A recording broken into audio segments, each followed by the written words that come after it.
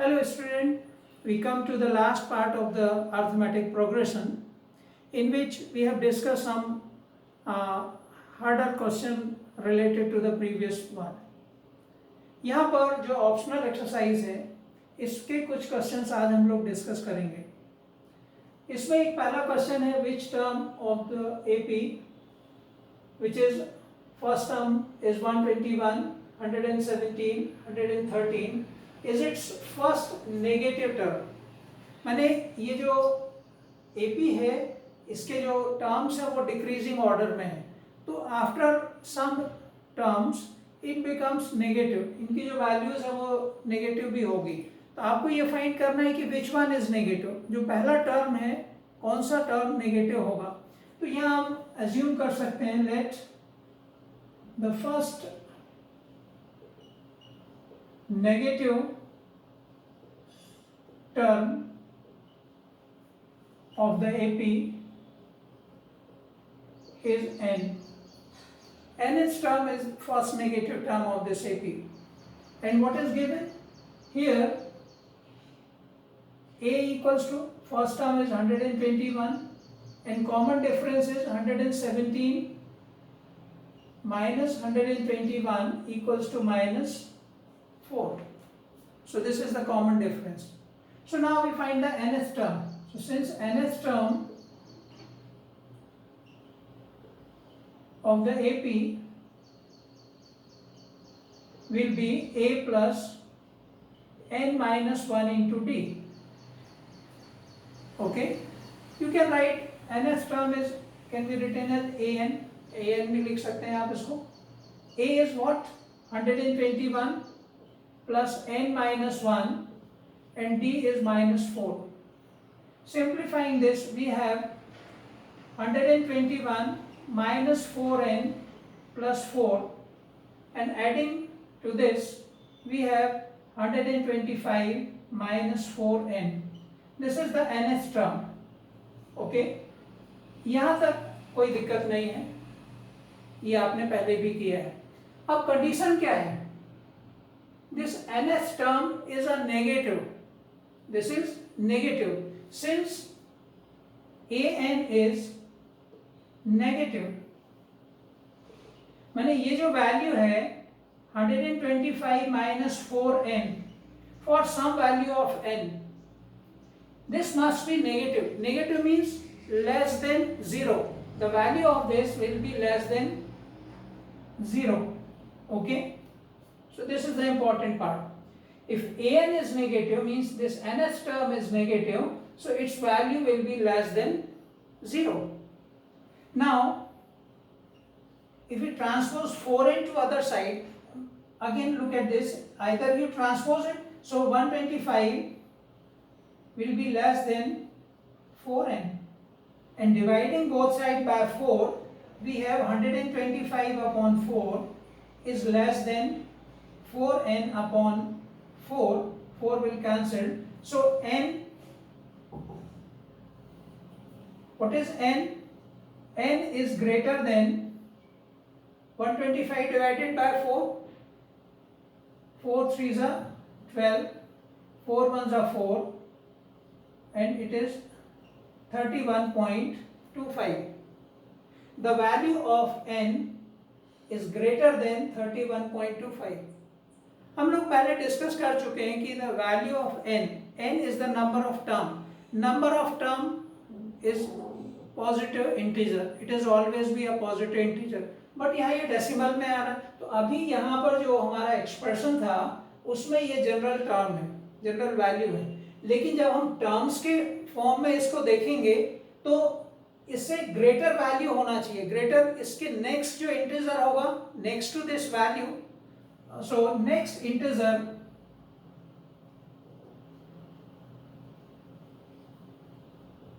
is 32. क्योंकि n की जो वैल्यू है नंबर ऑफ टर्म है, ये या तो 31 होगा या 32 होगा. यदि ये 31 है तो ये पॉजिटिव आएगा. यदि आप यहाँ पर या इस एक्सप्रेशन में देखें 31 रखेंगे तो ये जो 125 माइनस 4 इंटू 31 है ये पॉजिटिव वैल्यू होगी. और जैसे ही इसको आप 31.25 से ग्रेटर रखेंगे वो आपका ये नेगेटिव वैल्यू हो जाएगी, लेकिन नंबर ऑफ टर्म्स कैसा हो जाएगा, वो इंटीजर फॉर्म में है तो 32 आएगा, नेक्स्ट टर्म 32 होगा. So therefore 32nd term of the AP is first negative term. तो ये इसका आंसर है. थोड़ा सा ये एक नया पार्ट आपको देखने को मिल रहा है और यहाँ पर कि ये वैल्यू है, लेकिन नेक्स्ट टर्म की जब बात होगी तो वो इंटीजर फॉर्म में होगी. Now the second question of the same exercise is the sum of the third and the seventh term of an AP is 6 and their product means third term and seventh term is 8. Find the sum of the first 16 terms of the AP. To find the sum of 16 terms of AP, we required A and D, first term and the common difference. So here, first term and common difference are known. So first we assume let the first term of the AP is A and common difference is D. So by using nth term, since nth term of AP is A plus n minus 1 into D. So what will be the third term? So therefore third term will be A plus 3 minus 1 into D, that is A plus 2 into D. This is the third term. And seventh term will be A plus 7 minus 1 into D means A plus 6D. In terms of A and D, we get the third term and the seventh term. Now what is given? The sum of third and seventh term. Given that sum of third term, that is A plus 2D, plus sum of seventh term, that is A plus 6D. Their sum is 6. Okay? Simplify this. This becomes A plus A, 2A, 2D plus 6D plus 8D equals to 6, and this gives you, because each term is divisible by 2, so on dividing by 2 we have A plus 4D equals to 3. This is number 3. We get a relation between A and D. Okay. Now second part, what is given? Their product is 8 and product means product of third and seventh term. A plus 2D into A plus 6D equals to 8. Okay. अब इसके दो तरीके हैं. आप इसको multiply कीजिए और solve कर लीजिए. एक तो तरीका ये है. दूसरा, हमारा पर्पस क्या है कि यहाँ पर A और D की वैल्यू फाइंड करना है.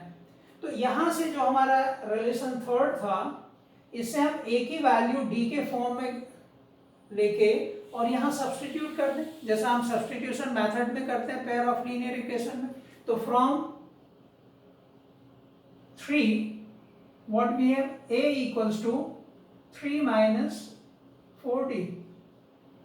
From 3 we have A equals to 3 minus 4D. Substituting this value of A to this relation, what we have? We have 3 minus 4D plus 2D into 3 minus 4D plus 6D equals to 8. Okay. Now what we have? 3 minus 4D plus 2D. This becomes 3 minus 2 into D. And here we have 3 plus 2 into D equals to 8. and this relation is in the form of a minus b into a plus b. So by using that identity, algebraic identity, a minus b into a plus b is what? A square minus b square. So this becomes 3 square minus 2d whole square is 8, and here it becomes 9 minus 4d square is 8, and transposing this, what we have? 9 minus 8 equals to 4d square, that is d square is 1 by 4. 9 minus 1, 9 minus 8, 1, and transposing 4 to here, it becomes 1 by 4. Now d gives plus minus of 1 by 2. Taking square root of this term, we have d is plus minus 1 by 2. तो यहाँ पर d की हमारे पास दो values हैं. d is, if d is 1 by 2, then a becomes, a कितना होगा? d को यदि हमने पॉजिटिव लिया है तो a कितना आ जाएगा? 3 minus 4 into 1 by 2, that is 3 minus 2, which is 1.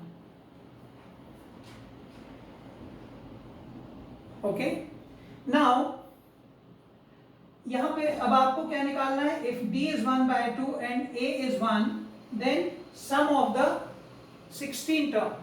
So sum of 16 terms will be 16 by 2, n by 2, 2 into a plus n minus 1 means 16 minus 1 into d. d is 1 by 2. So this is the 16th term of AP when a is 1 and d is 1 by 2. और इसको जब आप simplify करेंगे तो ये होगा 8 with in bracket 2, 16 minus 1, 15 into 1 by 2. So this will be 15 by 2. और इसको आप सॉल्व करेंगे तो कितना होगा? 8 into 4 plus 15, which is 19 by 2, that is 4. So 4 into 19 कितना होगा? 76. So this is the first part when d is positive. इसकी सेकेंड वैल्यू आपको लेना है when d is negative. तब आपको जैसे हमने d पॉजिटिव लिया था वैसे आप d इसको नेगेटिव लेके फिर आप सॉल्व करेंगे, then you get the sum of 16 term. So we have two values of sum of 16 terms of this AP जिसके बारे में बात की गई है. ठीक है, तो इसको आप कर लेंगे. इसका d when d is, if d is minus 1 by 2, इसको लेके आपको करना है. तो आप इसको चाहें तो कर भी सकते हैं. यदि हम यहाँ पे करना चाहें तो ये कितना आ जाएगा? if d is negative,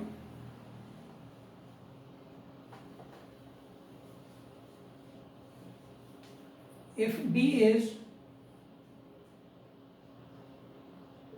minus 1 by 2, then a will be, a is what? 3 minus 4 into minus 1 by 2, that is 3 plus 2, which is 5. When d is minus 1 by 2, a is 5. So sum of 16 term, so sum of 16 terms, how much? S16 is 16 upon 2 within bracket 2 into 5 plus 16 minus 1 into minus 1 by 2. ये formula है sum of N terms का, उसमें हमने value put कर दी 8 with in bracket 10 and 16 minus 1 15 multiplied by minus 1 by 2 minus 15 by 2, and this becomes 8 into 20 minus 15, 5 upon 2, and 2 4s are 8, 4 5s are 20. तो S16 जो होगा 20 होगा. तो हमारे पास दो आंसर है. Sum of first 16 term, sum of first 16 terms of the AP are 20 और 76। ये दो इसके आंसर होंगे। ये क्यों ऐसा आ रहा है? क्योंकि ये जो डी की जो वैल्यू है एक बार पॉजिटिव है एक बार नेगेटिव है, जो इन रिलेशंस को सेटिस्फाई कर रही है। तो ये थोड़ा सा अलग एक पार्ट है, इसमें हमें दोनों कंडीशंस को लेके सॉल्व करना होगा। Now the fourth question of the exercise is the houses of a row are numbered consecutively from 1 to 49। किसी रो में जो हाउसेज हैं उनके नंबर 1 to 49 अलॉट किए गए हैं। Show that there is a value of x such that the sum of the numbers of the houses preceding the house numbered x number का जो हाउस है उसके पहले के जो नंबर हाउसेज हैं उनके नंबर्स का sum is equal to the sum of the numbers of the houses following it. वो x नंबर का जो हाउस है उसके बाद वाले जो हाउसेस के जो नंबर्स हैं उनके सम के इक्वल है। Find the value of x, और उस x को हमें फाइंड करना है। मैंने यहाँ दो चीजें आपको देखनी है। आपको यहाँ बताना ये है कि x जो है वो एग्जिस्ट कर रहा है और उसकी वैल्यू भी कोई है, वैल्यू है तभी एग्जिस्ट करेगा, है ना। तो यहाँ पर हम थोड़ा सा इसको समझने के लिए the houses numbers are किस तरीके से गिवन होंगे। 1 फर्स्ट हाउस को 1, then 2, then 3, then 4 and up to how much 49। किसी एक रो में जो हाउसेज हैं 49 उनके ये नंबर्स हैं। ओके, अब इनमें कहीं कोई x नंबर है वो अननोन है, किस नंबर का वो हमें फाइंड करना है, किस नंबर के पहले के हाउसेज। तो यहाँ पर मान लीजिए यहाँ कोई एक नंबर x है, ठीक, x नंबर का हाउस है, उसके पहले क्या होगा x-1 होगा, उसके पहले का नंबर, और उसके बाद का x+1 होगा। ये पर्टिकुलर एक पॉइंट है जिस हाउसेस के टर्म्स में हमको बाकी चीज करनी है। अब यहाँ पर number of houses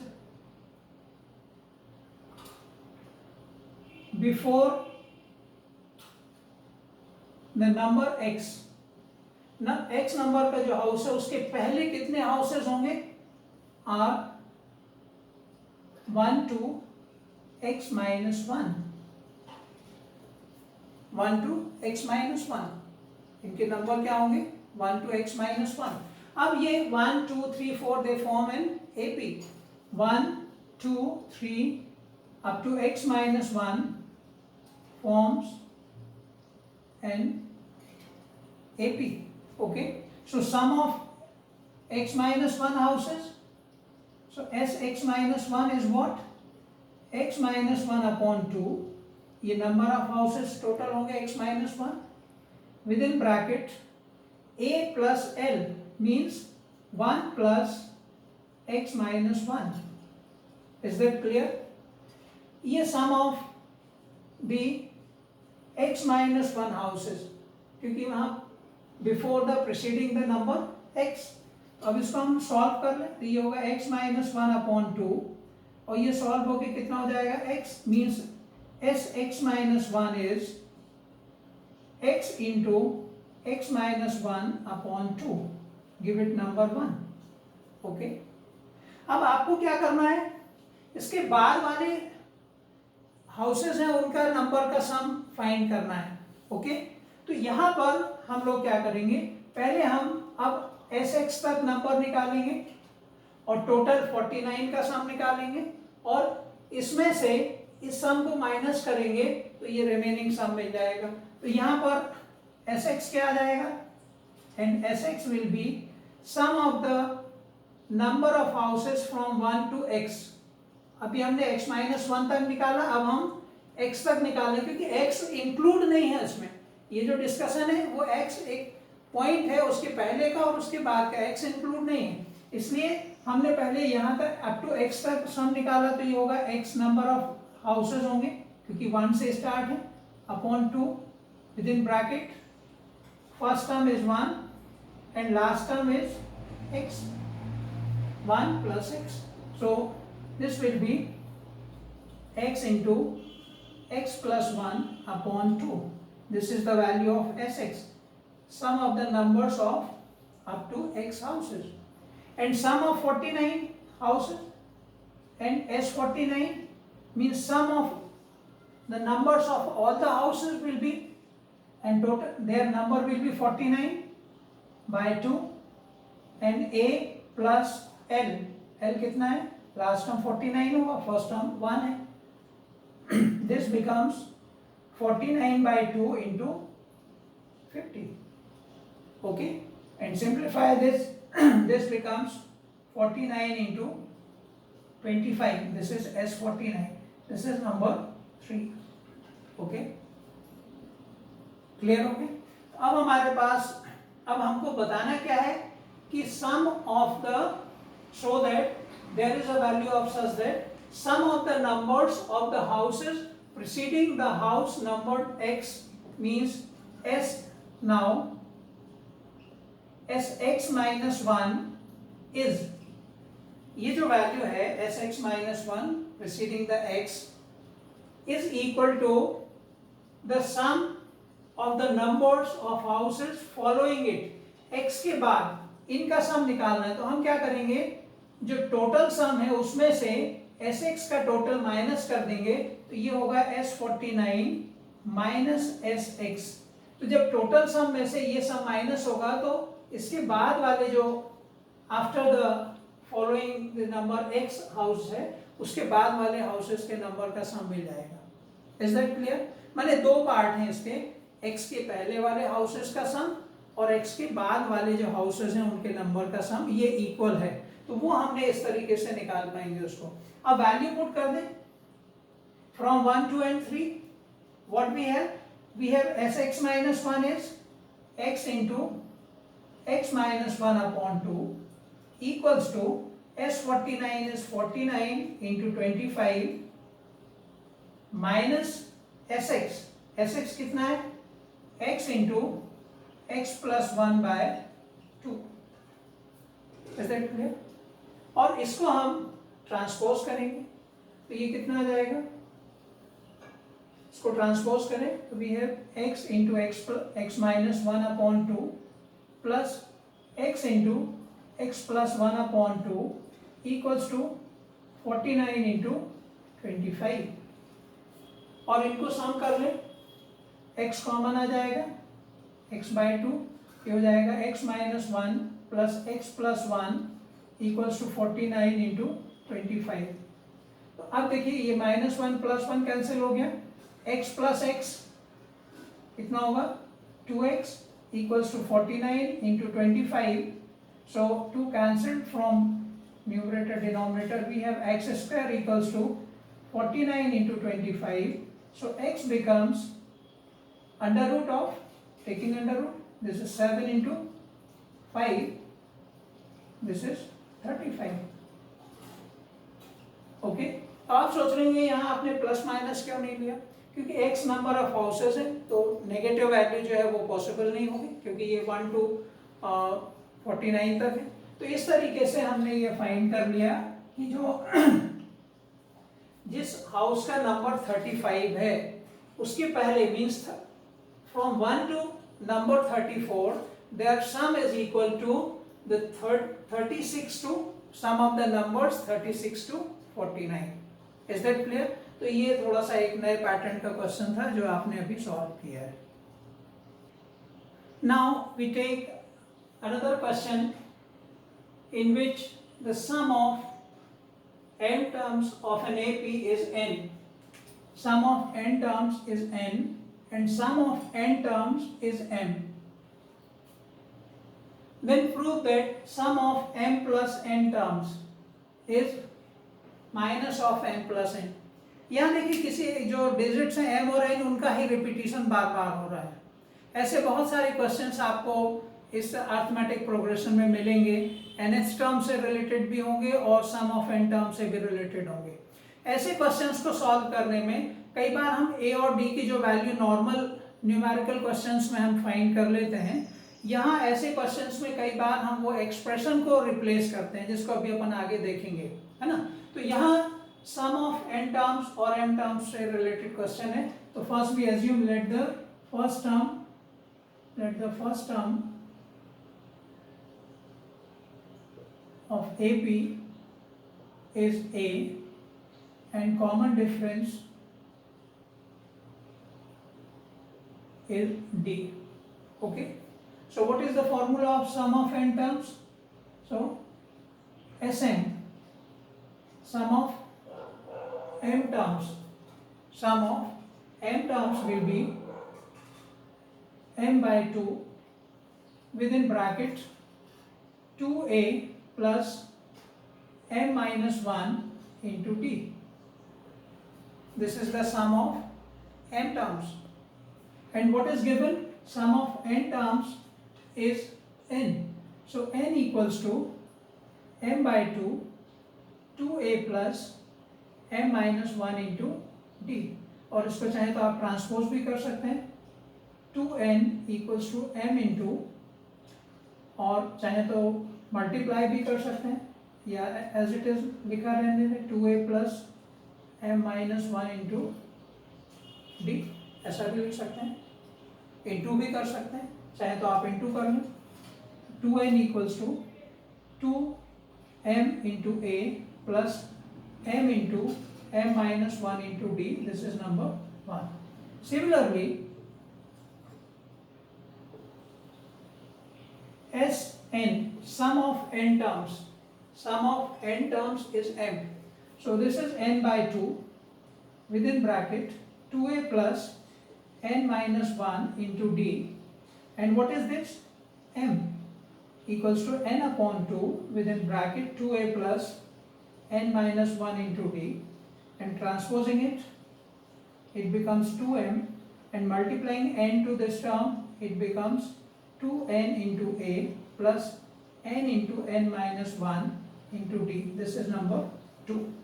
We have two relations, sum of m terms and sum of n terms. Okay, अब हम इसको सिंप्लीफाई करके नॉर्मली हम लोग क्या करते हैं, a और d की वैल्यू फाइंड करते हैं. यहाँ पर इसको सॉल्व करने का जो पैटर्न है वो ये है, हम लोग इक्वेशन इसको सॉल्व करके आप a और d निकाल सकते हैं, वो थोड़ा एक लेंथी प्रोसेस हो जाएगा, और a और d की वैल्यू m और n के टर्म्स में आएंगे, और फिर जब आप उसको पुट करेंगे तो एक बड़ा एक्सप्रेशन आ जाता है, ठीक है ना. उससे बचने के लिए ये कुछ ऐसे ट्रिकी सवाल होते हैं जिनको हम कुछ एक स्पेशल मेथड से सॉल्व करते हैं. Now what we do, we subtract say equation 2 from 1. So what we have, we write equation 1 minus 2 means we subtract second equation from the 1. What we have in the left hand side, we have 2n equals to 2m into a plus m into m minus 1 into d, and second equation is 2m equals to 2n into a plus n into n minus 1 into d. Is that clear? Now after subtracting this, what we get? Minus, minus and minus. So 2 into n minus m equals to 2 into m minus n into a. 2 into m minus n into a plus ये जो expression है ये होगा m into m minus 1 this minus n into n minus 1 into d, because these are the coefficients of t. Now simplify this becomes 2 into m minus n into a plus ये कितना हो जाएगा, if you multiply this it becomes n square minus m minus n square plus n into d. Now this becomes 2 into m minus n into a plus, we combine these square terms, so this is m square minus n square, and combine these two taking minus sign common, so it is also in the form of n minus n into d. ये थोड़ा सा arrangement यहाँ आपको करना पड़ेगा, है ना। अब देखिए यहाँ पर कितना आ रहा है, 2 into M minus N into a, look at here, plus m square minus n square, it has two factors, m plus n into m minus n. You can write also m plus n into m minus n minus of m minus n into d. Is that clear? अब यहाँ पर आप देखिए 2 into M minus N into A plus, अब m minus n is common to both. So taking m minus n is common, so what we have, m plus n minus 1 into d, ये remaining होगा और यहाँ पर 1 होगा into d. This is the value of 2 into n minus m. अब यहाँ देखिए इन सभी टर्म में m minus n और यहाँ क्या है n minus m. यदि हम यहाँ माइनस साइन कॉमन ले लें तो ये हो जाएगा m माइनस n, और ये जो कॉमन टर्म है इसको हम ट्रांसपोज कर दें तो ये अपॉन में क्या आ जाएगा, m माइनस n, और बचेगा क्या 2a प्लस, ये कॉमन हो गया था, m plus n minus 1 into d, और ये सॉल्व होके हमारे पास होगा 2a plus m plus n minus 1 into d equals to minus 2. This is number 3. ये एक इंपॉर्टेंट रिजल्ट हमारे पास आ गया. अब जब आप sum of m plus n terms निकालेंगे तो s, so therefore या since sm plus n will be what, m plus n upon 2 within bracket 2a plus m plus n minus 1 into d. This is from the sum of n terms, from the formula sum of n terms. Sm plus n, क्योंकि आपको sum of n plus n terms निकालना है तो m plus n terms है upon 2a plus m plus n minus 1 into d. अब देखिए ये जो ब्रैकेट में लिखा हुआ पार्ट है 2a plus m plus n minus 1 into d, इसको अभी हमने निकाला हुआ है, ये कितना है -2 है, तो यहाँ हम इसको -2 रख दें तो m plus n upon 2 into -2 from equation 3, and this cancelled and it will be -1 time, so the value becomes minus of m plus n. So Sm plus n means sum of m plus n term is minus of m plus n, hence it is proved. तो इस question में थोड़ा सा ये part आपको ध्यान रखना है, या ऐसे और भी बहुत सारे क्वेश्चंस होते हैं जिसमें हम डायरेक्ट a और d की वैल्यू फाइंड नहीं करते हैं. न्यूमेरिकल वैल्यू में तो हम निकाल लेते हैं क्योंकि आपको सीधे एक वैल्यू मिल जाएगी. यहाँ पर हम ऐसा क्यों नहीं कर रहे हैं, ऐसा कर सकते हैं लेकिन क्यों नहीं कर रहे हैं, क्योंकि जब हम a और d की वैल्यू निकालेंगे तो ये m और n में एक बड़ा एक्सप्रेशन मिलेगा और उसको सॉल्व करने में टाइम भी लगेगा और चांसेस ऑफ मिस्टेक्स जो है वो भी बढ़ जाएंगे. उसको कम करने के लिए हमने इन इक्वेशन से इस तरीके का एक्सप्रेशन फाइंड किया जो हमको आगे हेल्प करेगा उस एक्सप्रेशन को सॉल्व करने में. ओके, तो इस तरीके से हमने ये अरिथमेटिक प्रोग्रेशन में मेनली हमारे पास दो फॉर्मूले हैं, एक है सम ऑफ n टर्म्स, दूसरा है nth term of an AP. इन पर बेस्ड हमारे पास एक्सरसाइजेस थी, एक्सरसाइज 5.2, 5.3. एक्सरसाइज 5.1 में इंट्रोडक्शन ऑफ अरिथमेटिक प्रोग्रेशन है जिसमें हमने डिफरेंट जो प्रोग्रेशंस हैं उनमें आइडेंटिफाई किया कि वो अरिथमेटिक है कि नहीं. दूसरा हमने कुछ फर्दर कुछ टर्म्स फाइंड किए अरिथमेटिक प्रोग्रेशन के. तो ये कुछ पार्ट हमने इस अरिथमेटिक प्रोग्रेशन में किया है. ये बहुत एक इंटरेस्टिंग टॉपिक भी है जो आपको हायर क्लासेस में जब आप मैथ्स पढ़ेंगे तो वहाँ पर इसके आगे कुछ और भी प्रोग्रेशंस आपको पढ़ना पड़ेगा, geometric progression, harmonic progressions like this. खैर वो अभी अपना डिस्कशन का पार्ट नहीं है, अभी केवल हमने अरिथमेटिक प्रोग्रेशन को किया है. इन दो फॉर्मूलों पर बेस्ड मेनली आपके क्वेश्चंस हैं. हमने डिफरेंट टाइप के क्वेश्चंस को डिस्कस किया है. उम्मीद है कि आपको समझ में आया होगा, आपने इनको करके देखा होगा। जितना आप प्रैक्टिस करेंगे उतना ही आपको अच्छा लगेगा। Thank you.